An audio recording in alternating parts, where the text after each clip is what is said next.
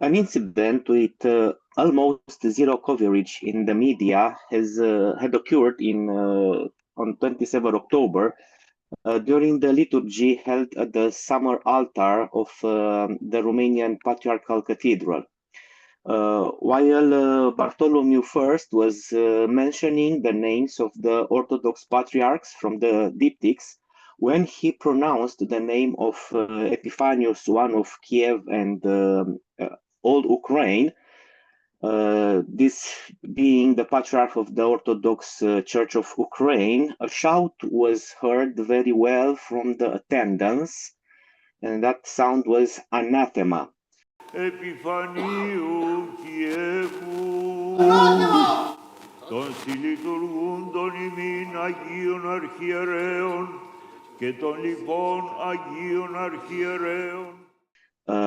Two media sources let us understand that not just a man expressed himself in this way, but also other people say the same thing, but the microphone, at least what we saw on YouTube, capture only one sound, only one voice. But okay.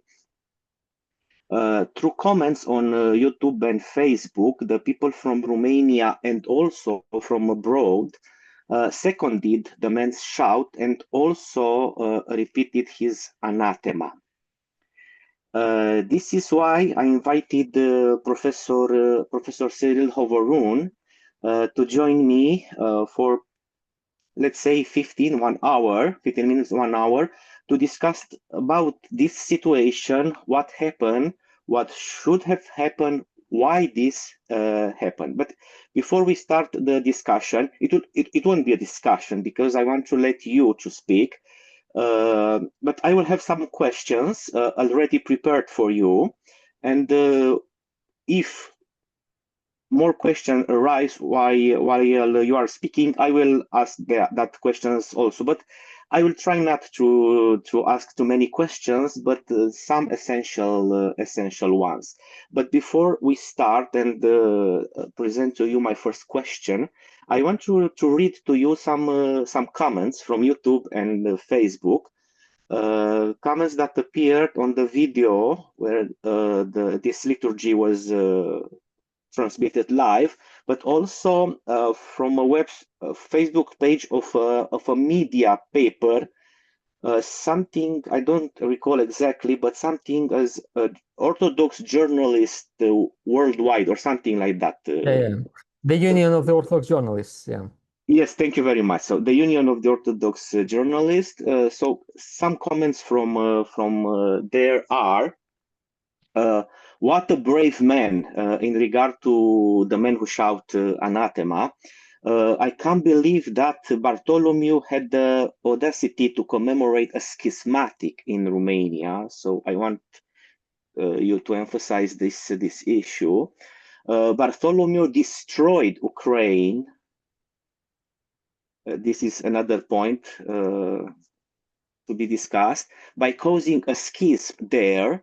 He's a heretic, and also mention Epiphanius the schismatic. The Romanian Orthodox Church will suffer serious consequences. Bartolomeu is a heretic. He did not serve at the cathedral is another commentary, because our patriarch subtly avoided this. The next day, he let him sleep in the cornfield. Is an opinion that the Patriarch did not let Bartolomeu to serve that readings from the diptychs at the cathedral when they inaugurated the picture, the icon. But the next day he let him go on his plan.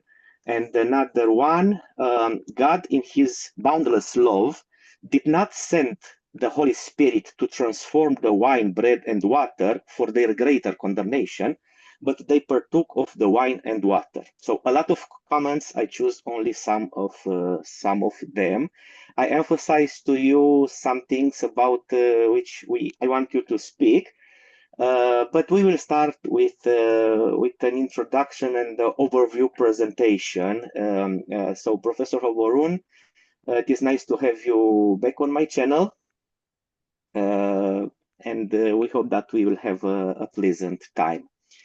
Thank you. So, first question is, what Bartolomeu I, the Patriarch of Constantinople, was doing in that moment, you saw it, and what the shout meant in that context?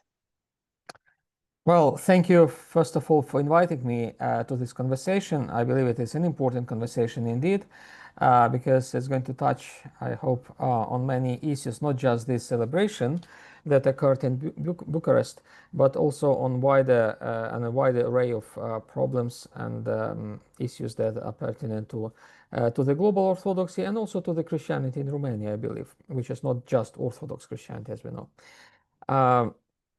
First of all, it should be said, yes, that a big event, important event, pan-Orthodox event happened in Bucharest, the consecration of the of the cathedral of the Romanian Orthodox Church, which is, well, it is the largest so far Orthodox church.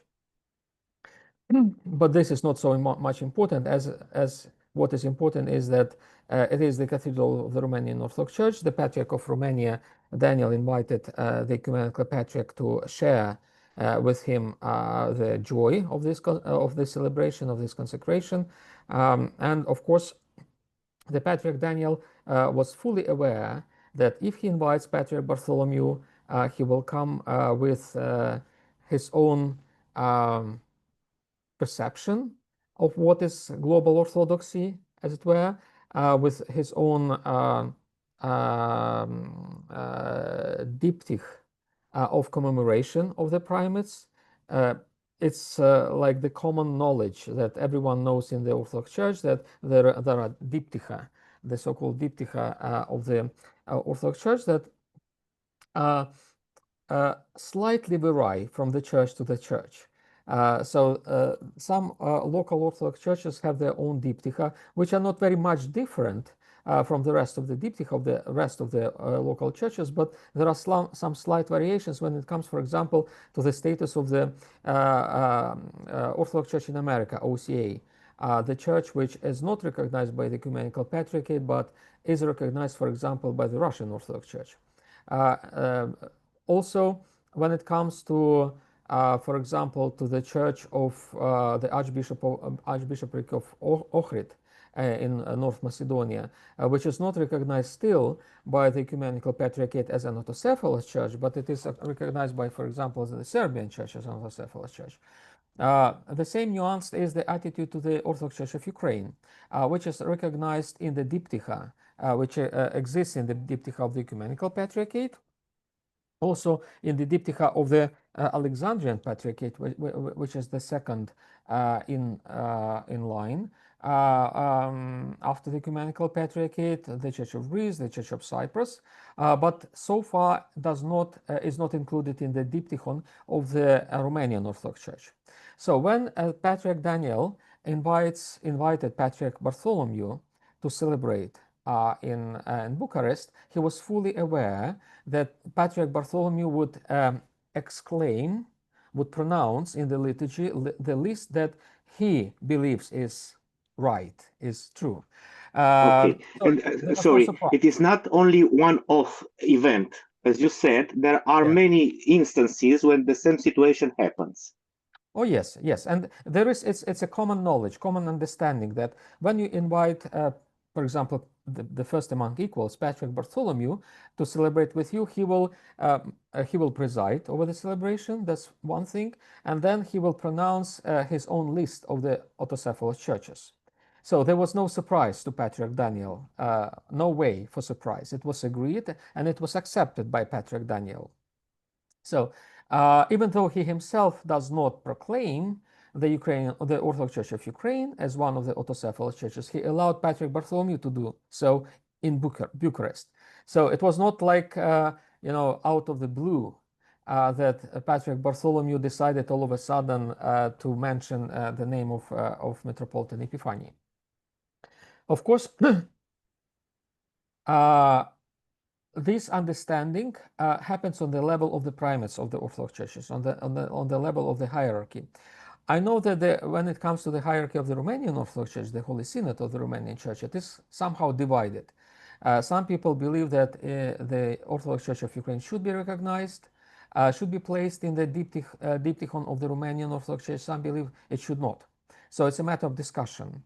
On the lower level, as it were, on the level of the laity, there are many kind of perceptions and ideas circulate, which I would compare with, conspiracy theories, if you want.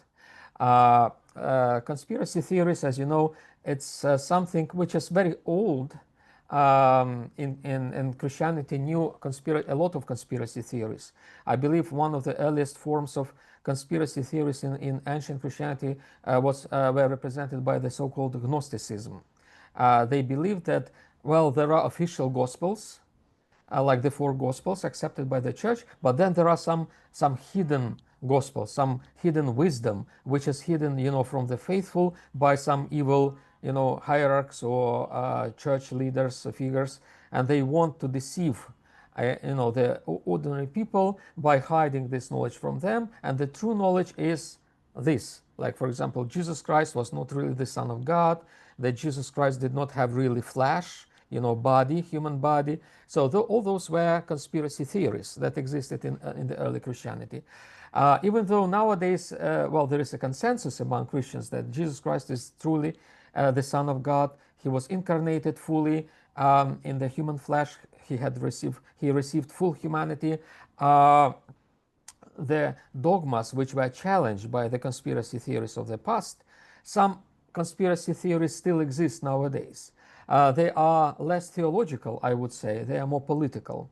And one of them is, for example, that the ecumenical patriarchate is, driven by the evil forces somewhere in the United States. It's they follow the line of CIA, FBI. All those anti-Christian, as they believe, kind of sources and ideas which want to destroy orthodoxy. And the Orthodox Church of Ukraine is a part of this plan to destroy global orthodoxy. So it's just another conspiracy theory, which is quite popular, I should say, among not just Orthodox Christians in Russia. Like the majority of the Orthodox in Russia would believe this theory, as they would believe that, many other theories, they drive them to, for example, to wage the war against Ukraine. And to a great extent, the Russian war against Ukraine is driven by conspiracy theories, promoted and amplified by the church. But also those theories are popular in Ukraine and elsewhere, including Romania. I believe that people who exclaimed anathema, well, first of all, lay people have right to express their opinion. It's normal. It used to be normal, at least in the early Christianity, and I don't see a problem when the lay people express their opinion, even during the liturgy. The thing is, what drives them to express those opinions? What sort of opinions are they? I believe that those are exactly those conspiracy theories circulating within the global orthodoxy, including in Romania, and they actually move people to express their opinion, which, well, I disagree with. But still, as I said, I respect that they expressed some opinions. Basically, yes. Yes, and speaking about, you mentioned the Union of the Orthodox Journalists. Well, as I think Voltaire used to say about the Holy Roman Empire, that it was neither holy nor Roman nor empire. So I would say the same about the Union of the Orthodox Journalists. First of all, it's not neither union nor Orthodox nor journalists. It's a propaganda machine. It's a kind of network which was established, supported by with the support of the Russian state. And recently, one of the sponsors of this network was prosecuted in Ukraine. He was sanctioned. He's a known person. He comes from Donbass, and he actually financed this network. We know this network very well, and we know that you usually kind of believe the opposite from what they say, because they quite often distort information, and they are one of the engines of the dissemination of the conspiracy theories among the Orthodox. So I'm not surprised that those exclamations during the celebration were amplified so much, were picked up by the so-called Orthodox journalists from this union, and were given their own interpretation. Maybe I would not exclude even the possibility of provocation. It was not a sincere exclamation, but was made on purpose in order to then to put it to media and to circulate it through media. I would not exclude such a possibility, even though I don't have proofs. Okay, please tell me, why do we have these comments as, for example, about Bartolomeu and also for Epiphanius of Kiev, the accusation that they are schismatic? Why? Well, this is a part of the Russian propaganda, clearly, because first of all, not a single Orthodox church believes that Patriarch Bartholomew is schismatic, except the Moscow Patriarchate. That is the narrative of the Russian propaganda of the Moscow Patriarchate, which goes deeply to other Orthodox churches, unfortunately, through the means like this mentioned union of the Orthodox journalists. When it comes to Epiphany, it's a bit more complicated, because people believe that Epiphany came to was recognized, was elected as the primate of the Orthodox Church of Ukraine from being a hierarch of the Kiev Patriarchate, which was indeed schismatic. I would confirm that indeed the Kiev Patriarchate was a schism in the global Orthodoxy, and that schism was not recognized. I mean, this Patriarchate was not recognized by anyone in the global Orthodoxy. And then I believe that this schism was healed by the Ecumenical Patriarchate. So basically, I believe the Patriarchate of Constantinople did something very good by overriding, healing a schism that ravaged the global Christianity, Orthodox Christianity. This schism does not exist anymore. However, people still say that the schism exists, that it becomes even deeper, and this is, I believe, this is a theological mistake. Theologically, this claim does not stand. It's just a conspiracy theory. I believe that this claim comes from the desire to have a schism. It comes from the people who want a schism within global Orthodoxy, who don't want schisms to be healed in the global Orthodoxy. And I should also say that the Ecumenical Patriarchate, by undertaking healing the schism in Ukraine, took the risk of being accused of what it is accused right now. So it was a very bold, risky, and I would say very altruistic step by the Ecumenical Patriarchate, which is not very often in the global Orthodoxy, when the hierarchs make something altruistically, which goes against the interests of their own jurisdiction. In this case, I think the Ecumenical Patriarchate took risks to endanger the standing of its own jurisdiction in order to heal a schism which really ravaged global Orthodoxy. What was the situation in the global Orthodoxy before the Ecumenical Patriarchate intervened?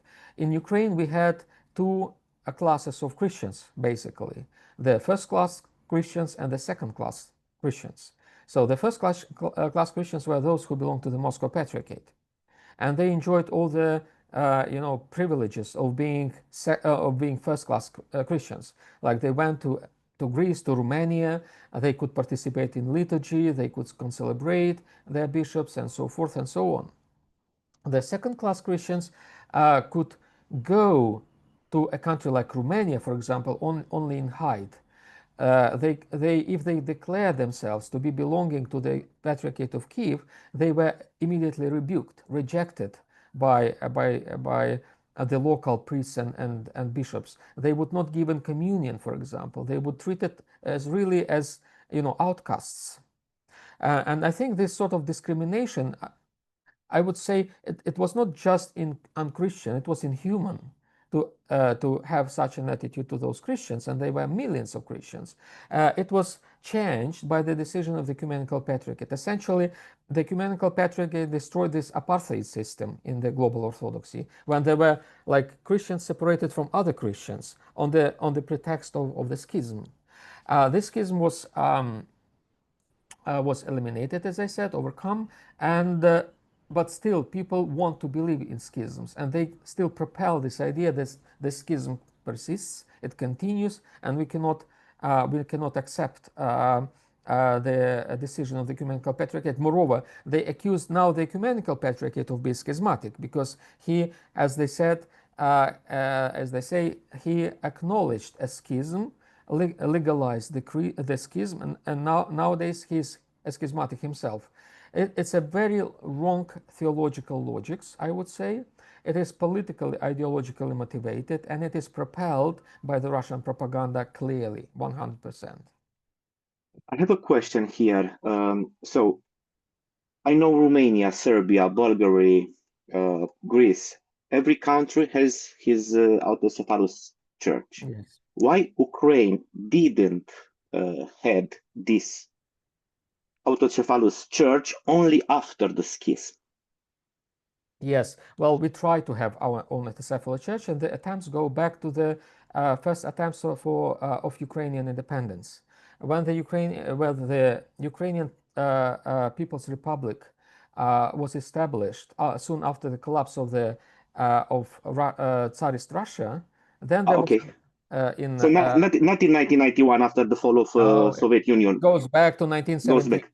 1918, 1918. Soon after the collapse of Romanov's empire, the Ukrainian Orthodox Church immediately tried to, with its independence, try to establish its own church. The same was in Romania, when Romania, which belonged to both Austro-Hungarian and Ottoman empires, became one state. It immediately proceeded to establishing its own autocephalous church, and it was not easy in the beginning. Not easily recognizable. Recognized this church was, and it took some time and effort, and including political interference by, I think, people like Alexander Kuza and others, who actually facilitated this process very much politically. And no one at the time accused the Romanian autocephaly as being completely, political and schismatic, as they do. Yes, I think that Romanian, being, let's say, one nation, their goal was to achieve this. In Ukraine, before, in the past, Ukraine was part Poland, part Russia. There was political, let's say, agenda on different sides. Yeah. So I think this was the reason for it was hard for the Ukrainians to have their own patriarchate, because some of them wanted independence from Russia. Yeah? Exactly. This was the reason. And when there was another attempt for Ukrainian autocephaly after the collapse of the Soviet Union now, the Russians became very strict in not allowing the Ukrainians to have their own autocephalous church, for a very simple reason, because for them, in their perception, as it is the case in the perception of the Romanians, for example, or Ukrainians, if as a nation does not have its autocephalous church, it's not a complete nation. It's not quite a full nation. This was the idea that existed in the 19th century when the independent states in the Balkans, for example, emerged from the Ottoman and Austro-Hungarian empires. Then those nations, including the Romanian one, were believed to have several features to be regarded as full nations. One of them was language. They had to speak their own language. Second one, their own literature. So this language had to be used to write its own literature. Then it had to have its own system of education. And I believe Romania, when it emerged as an independent state, checked all those check boxes, right? You developed very strong literature, language and literature, right? Even though it existed before, of course, but it became really a national idea for Romania. Also the system of education. And the fourth, in the case of the Orthodox nations, the fourth kind of box to tick was autocephalous church. If some nation did not have an autocephalous church, it was regarded as not complete.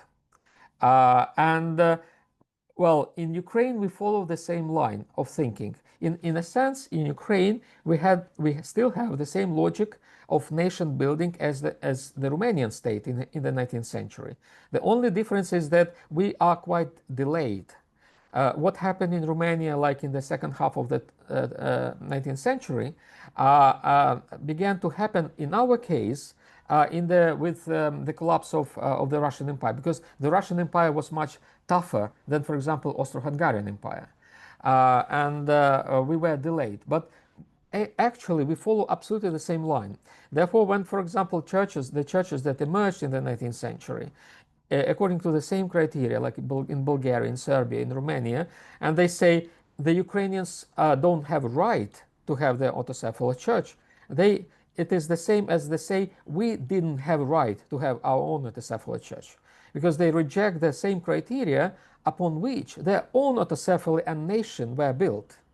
You know, in the 19th I was just wanted to ask you this: if Ukrainian has the same right as Romanian to have their church as Romanian have, and you just say it. So yes. if we don't have the same right, according to some maybe hierarchs and theologians in Romania, if Ukrainians don't have the same right to have autocephaly, so are the Romanians. Then the Romanians don't have the same right to have autocephaly in their own nation. They need Seems fair. Yes, they still need to belong to, I don't know, to Turkey, to Austria, to Hungary, whatever, but not to be Romanians. Yes. The Russians, but the process. Yeah. Sorry, please. Yeah, the Russians had this idea that if the moment they allow the Ukrainians to have their own autocephalous church, would mean that the Ukrainians can be its own people. There can be Ukrainian people, something that the Russians deny still now. Putin, for example, its main kind of idea behind this war is the Ukrainians are not Ukrainians; they are Russians. The only problem of the Ukrainians is they refuse to acknowledge that they are Russians. They persist that they are Ukrainians, and let's force them to believe that they are Russians. If they are not forced to believe that they are Russians, let them be killed. You know, the Ukrainian autocephaly is a part of this Ukrainian identity. Therefore, the Russians are furious, you know, and very persistent when it comes to the Ukrainian autocephaly, and they invest a lot of resources in order to persuade people to believe that the Ukrainians, well, even if they are Ukrainians, they are not eligible for their own autocephalous church. And if they have autocephalous church, then this church is schismatic. And those who recognize this autocephalous church are schismatics themselves. So it's a very clear kind of geopolitical reasoning that the Russians promote. And unfortunately, many people outside Russia buy into it. Even those people who, for example, firmly believe in the Romanian identity. I believe in the Romanian identity. I believe that the Romanians have all rights to have their own church, to have their own Romanian identity, to speak their own language, you know, and I praise it. I am happy that they have. When some Romanians say, for example, say anathema to the idea of Ukrainians having their own autocephalous church, it is the same as they say anathema to us, because we were in the same position in the past. Maybe for Russia, the church in Ukraine is like a state department through which they can control the mind of the people. Why? In a religious milieu, the human mind, body, and soul can be easily manipulated. So the church is a very good instrument to do so. Yeah, exactly. And independence means to lose something very, very big in kind of control over the people. That's my impression regarding this. I absolutely agree with you, and I think you're right. And I would say that the more religious are the people, the easier it is to manipulate their religious feelings. I'm now in Africa, in the Democratic Republic of Congo, and I just recently had a conversation on this matter with the local Christians. Congolese people are very religious. They believe in God, as most African, well, all African people, I would say. They believe in God. They are very good Christians. And I see, and they understand it, how easy it is to manipulate their faith. If there is a political agenda, if there is political expedience, then some kind of smart techniques can yield those people, drag those people to political agendas on the basis of their religious beliefs. So that's what Russia does in Africa quite successfully, I would say. The Romanian people are very religious as well. I would say that the Romanian people, maybe they are as religious as the people in Africa. And they believe in God. They have this very deep, profound religious faith. And as a result of that, they're exposed to the manipulations promoted by the same sources that try to manipulate secular societies. But in the secular societies, Russian propaganda acts differently. It uses different secular means, to promote its own agenda. In the societies like Romania, Russia uses religious means, theological arguments or pseudo-theological arguments to achieve the same goal. So they just adjust their methods to the environment, and if this environment is religious, like in the case of Romania, they just use religion and church to promote the agenda. Yeah, it will sound strange, but I really believe that Christians should read Giordano Bruno about manipulation of the masses through religion. That Dominican monk who was burned from Roman Catholic Church. Yeah. And there was a Romanian guy who was killed in Chicago, who wrote much about Giordano Bruno, Ioan Petru Culianu, and he also spoke about religions and manipulation. Yeah, it's a tough question. Okay, we go further. I want you to tell how the process of autocephaly is granted, not in details, so in big lines, just a big picture. So how it is conferred, by whom, why other patriarchates oppose, and do they have the right to oppose, and if synodality is functional in this situation. So if synodality means the leading of the Holy Spirit of the Church through heaven, but we have these differences in accepting each other, is synodality function in this case of autocephalus granted or not granted by different patriarchates? Right. Very good question indeed. And I would say there is no consensus among the Orthodox nowadays how autocephaly is to be granted. The lack of consensus promoted this idea of autocephaly to be discussed at the Pan-Orthodox Council. The Pan-Orthodox Council that met in 2016 was supposed to discuss how autocephaly is to be granted. Sorry? This is the Crete? Okay, yeah, there are people in Romania who are against this council. Yes, which is a different kind of story. We can touch on this story. But basically, the Council of Crete was supposed to discuss the issue of granting autocephaly and to create this consensus among the churches. The church that actually refused to discuss the concept of autocephaly in the pan-Orthodox context was the Russian Orthodox Church. The Russian Orthodox Church insisted only. At that time, it was only the Orthodox Church. Yes, it insisted that this issue has to be dropped altogether from the agenda of the upcoming Pan-Orthodox Council. So the Russians essentially destroyed a possibility of achieving a consensus of granting autocephaly, which was discussed that all the churches have to participate in granting autocephaly. All the churches. And the Russians basically disagreed with this attitude. In this way, they indirectly confirmed the old way of granting autocephaly. The old way of granting autocephaly was that it was granted by the Tomos of the Ecumenical Patriarchate, by the Ecumenical Patriarchate. So it was like the common practice before the synodal discussions, pan-Orthodox discussions, in the context of preparing for the Holy and Great Council of the Orthodox Church, the practice was that autocephaly was granted by the Ecumenical Patriarchate. And all This means Constantinople. Constantinople, meaning Constantinople, yes. So Moscow cannot grant the Tomos for Ukraine.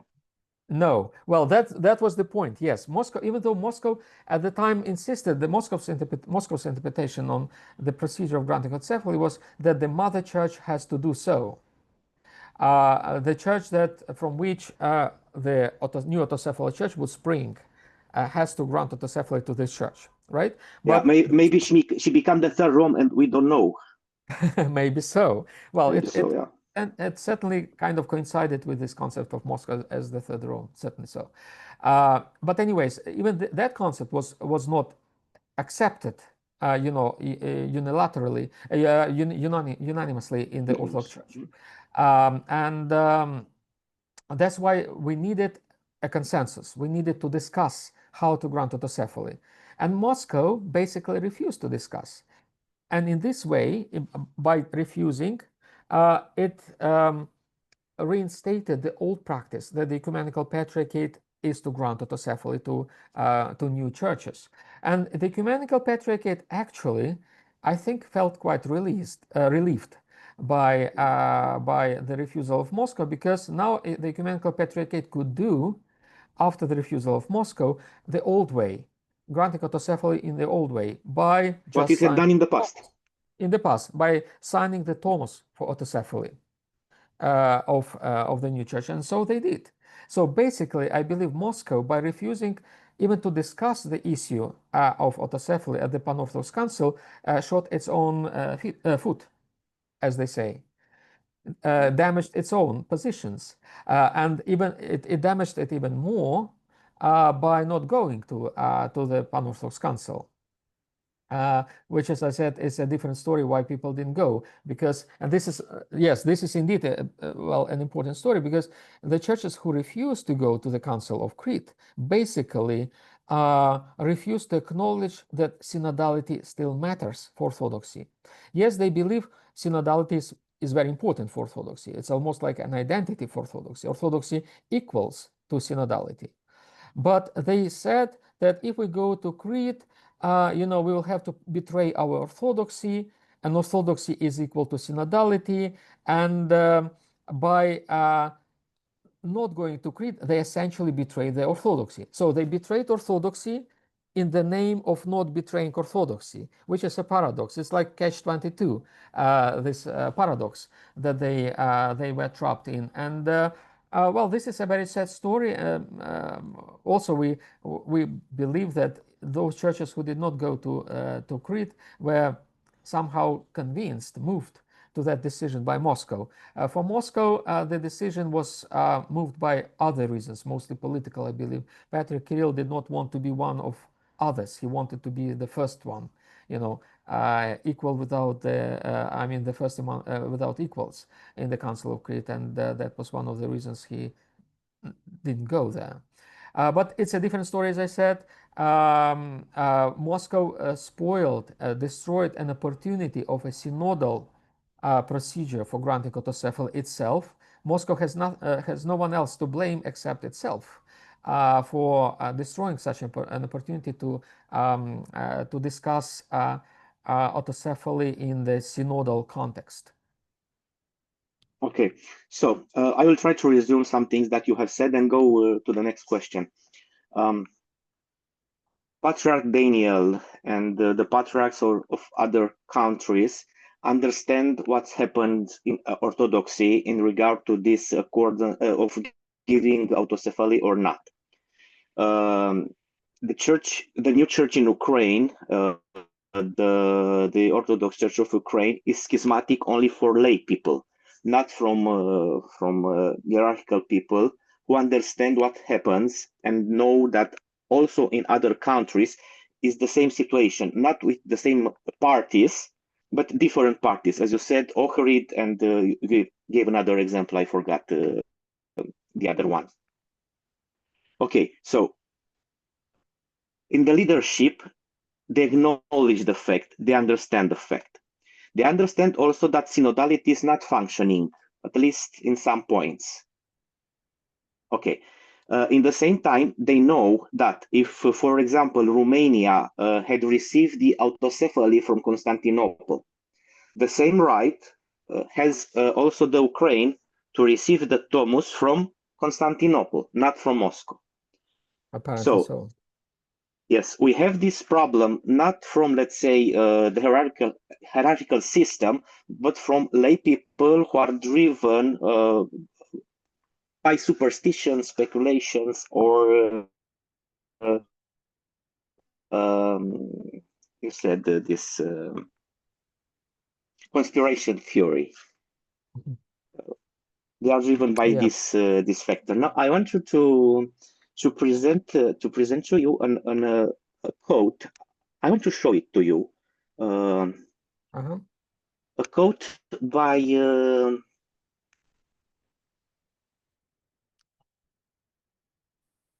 let's see if I can do this quickly.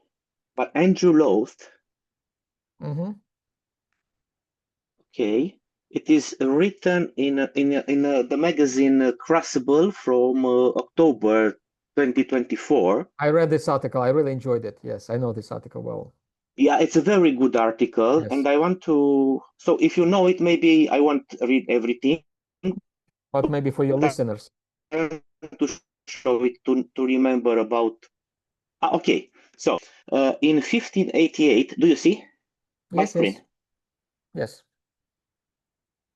Okay, so in 1588, the ecumenical patriarch Jeremiah II acquiesced the pressure from Moscow and granted autocephaly, this means ecclesiastical independence, to the Russian Church, consecrating Metropolitan Job, Patriarch of Moscow and all Rus, and thus spawning an autocephalous church with symphonia between Tsar, Patriarch, and Church. A pattern that was to be repeated in the 19th century with autocephaly granted to the Orthodox nations that achieved independence from the failing Ottoman Empire: Greece, Serbia, Romania. Each autocephalous Orthodox nation replicated the Byzantine symphonia between sovereign and patriarch, nation and church, in each case convinced that it was following Orthodox tradition. It could be argued contrariwise that what was happening was rather a betrayal of tradition. So I want to ask you something about this quote, two things especially. In the beginning of the quote, in 1588, the Ecumenical Patriarch Jeremiah II acquiesced to pressure. Yeah. So when we speak about pressure, it is not a very simple element. If event, it was not asking for. We want to be autocephalous, and they said yes. So it is pressure. Yeah. Maybe a schism. I want you, please, to speak about this. How Russia obtained this granted autocephaly, and why? Yeah. And why, if Russia put pressure on Constantinople, Moscow did not let Kiev to do so? You said something, but in this context, maybe you say again. It a bit more. Yeah. Yeah. Okay. And the last part, it's the end of this quote, and this is the idea that every autocephalous church that was developing after in the 19th century with Greece, Serbia, Romania, and so, everybody replicated the Byzantine symphonia between sovereign, patriarch, nation, and state, everybody believing that they are following Orthodox tradition. But in the opinion of Andrew Loth, it could be argued, he said, contrariwise, that what was happening was rather a betrayal of tradition. So these two things, if you can. Yeah, yeah. Well, first of all, speaking about the Moscow autocephaly, which was recognized in 1588, it was proclaimed approximately 1.5 century before that. And for this period of time, for over 1 century, the Moscow Church was basically in the state of schism with the rest of the Orthodox churches. So there was schism, which in Moscow, they don't like speaking about this schism. they don't acknowledge that schism. And the reality, historical reality, was that it happened. It was there. And this schism was healed basically by the Ecumenical Patriarchate. So something what the Ecumenical Patriarchate did in Ukraine in the beginning of the 21st century. The same was done by the same Ecumenical Patriarchate in the end of the 16th century. The Patriarchate healed the schism that existed in Muscovy at the time. Well, the state was called Muscovy, the state of Moscow. Well, later on it claimed to be Rus or Russia. Yes, speaking about the pressure, well, we know very well the circumstances of granting autocephaly. It was both like pressure and incitement. It was both sticks and carrots that were applied by Moscow rulers at the time. Moscow at the time, from a small kingdom, started expanding rapidly and subsuming other kingdoms around it, and they wanted to like confirm their political status by having their autocephaly, which was a medieval pattern of autocephaly, which goes back to Serbia and Bulgaria.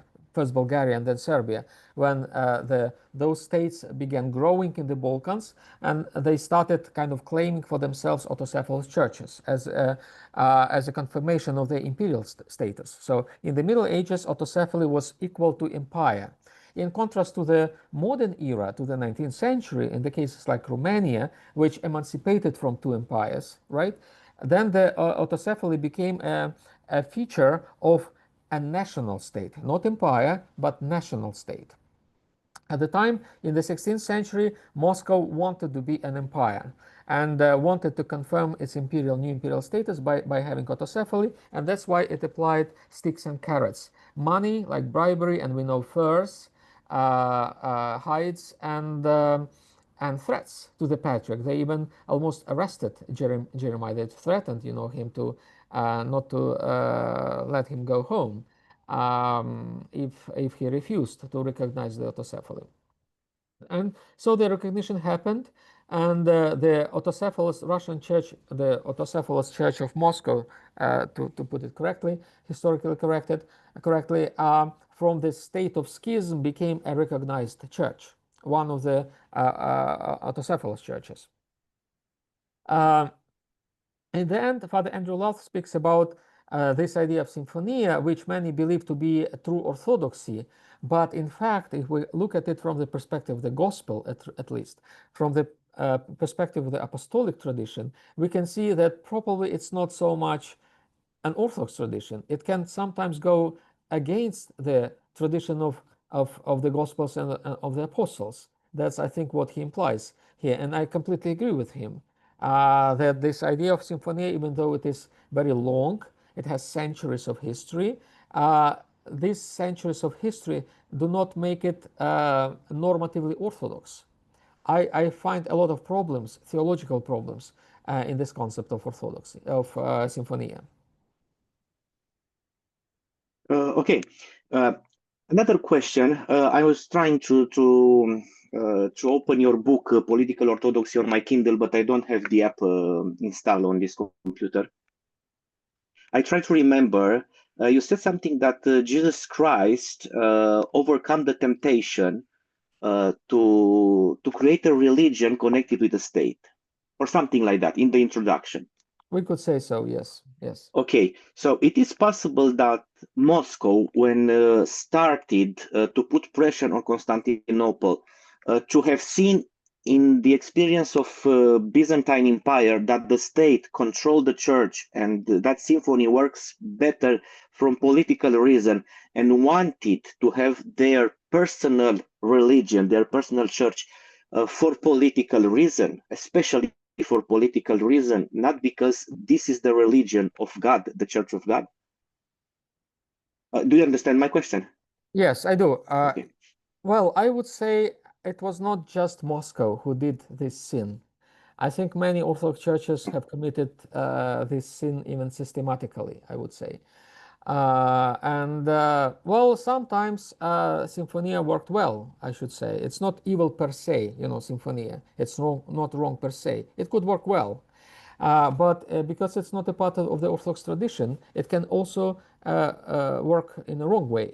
It can be damaging for the church. And indeed, in the history of the church, Symphonia quite often damaged the church, especially in the modern times, especially in the times of modernity.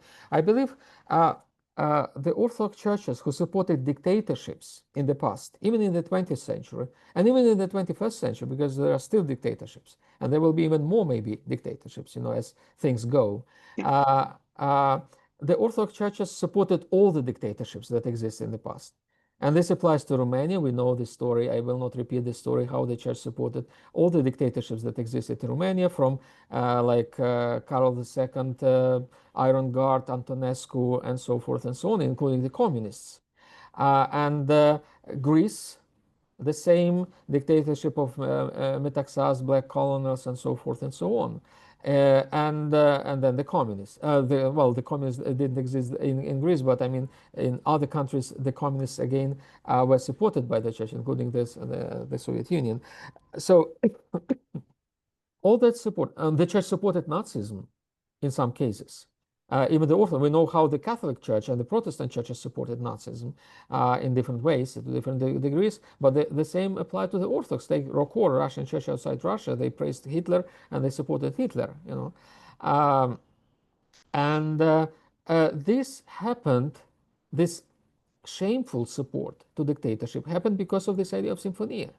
They were driven by Symphonia idea. So Symphonia is the ultimate reason why the churches supported dictatorships. That's the reason why the Moscow Patriarchate supports Putin and Putinism. And if there will be new dictatorships, which I would not exclude, the church will be again and again supporting them because of this idea of Symphonia. That's why I think we really need to rethink deeply theologically the idea of Symphonia. That's what Father Andrew Louth tries to do in his article, which is an excellent article indeed. And he exactly poses this question, whether Symphonia is really a part of the tradition or it can be contrary to the tradition. Yeah, and he said that the Orthodox world should start searching another direction, forgetting Symphonia. Regarding Symphonia, I have a question. For which kind of group Symphonia worked best? For the church, the laity, the simple people, or for the leaders? Who benefit best from the Symphonia? I think the answer is very obvious. Of course, the leaders are most benefited. But again, that is the trick of Symphonia. It can choose its own leaders. And then those leaders are benefited. Take, for example, the case of Greece. When the black colonels came to power in 1967, they deposed the archbishop who was in power at the time, in charge, the leader of the church, and imposed a new leader, Hieronymus Consonis, as the new archbishop of Athens. They abolished basically and replaced the members of the synod and instilled instead a new synod, which was uncanonical. But so those, we could say those hierarchs, the old hierarchs that existed before, that served the church before the dictatorship, they were disappointed, they were marginalized, they suffered. But the new hierarchs who were installed by the dictatorship, they were happy, of course. They received all power. So even the hierarchy is not entirely happy about, the Symphonia. But certainly, there's always a part of hierarchy which is super happy about Symphonia when it happens. Yeah, okay. Do you think that we have time for one more question? Maybe one more, yes. Okay. In a Catholic podcast, Scott Hahn, I think you heard about him. He edited the Bible some years ago.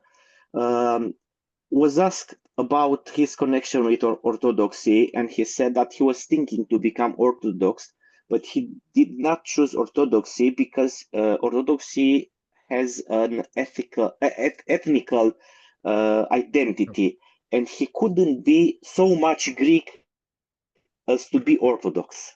Yeah. It was a very interesting observation. So regarding what he said about this, do you think that in this problem of schismatic church in Ukraine, everything, or not everything, a part of the problem is in regard to who the Ukrainians really are from the point of Russia? Yeah, yeah. Well, yes, it's a big question indeed. Maybe not for 5 minutes that remain. Yes, it's an endemic problem of Orthodoxy. It's ethnic nowadays. We talk about the problem of the Balkanization of Orthodoxy, which is a big problem indeed. When people who convert to Orthodoxy are supposed to convert also to ethnicity, a particular ethnicity. I know that this idea of ethnicity is very strong in Romania, maybe even stronger than in some other churches. I would say that is my personal observation. And this is really a problem. At the same time, Orthodoxy is diverse. It's not just, Orthodoxy is not just that.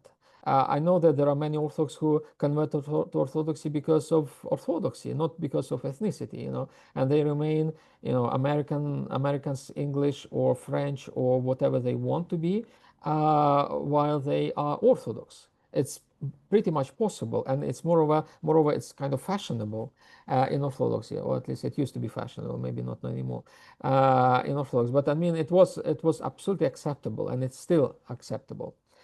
So I would say there are maybe, well, there are two orthodoxies in a sense. There is an orthodoxy that identifies itself with ethnicity, and there is an orthodoxy that does not want to identify itself with ethnicity, but wants to be just orthodoxy, just Christianity, you know, without any ethnic attachment. It's possible to be Orthodox in both ways nowadays in the global Orthodoxy, I would say. And well, of course, there is a clash between the two interpretations of Orthodoxy, and it's growing, I would say. But that's where theologians need to apply their work to try to make sense of, you know, of those two orthodoxies and how to reconcile them. Okay, I think we had covered the issue pretty well. I will see if people are having different questions about what you have said, and if it is something very, very important, maybe I will write to you to make another episode. But for the moment, I think that everything what I wanted is covered. If you have some words to close this meeting, please. Well, not really. An advice for Romanian Orthodox? Well, who am I to give advices, especially to the Romanian Orthodox? I just want to say that, well, unfortunately, religion can become easily manipulated. That's a reality. So we need to be watchful. We need to be, you know, in the Orthodox vocabulary, ascetic spiritual vocabulary, there is this concept of nipsis, being aware. Of watching your thoughts, you know, your influences. We need to apply our ascetic practices, as it were, our ascetic tradition, which is very rich and very helpful, also to tackle these manipulations, political manipulations, which are many in the global Orthodoxy nowadays, including in Romania.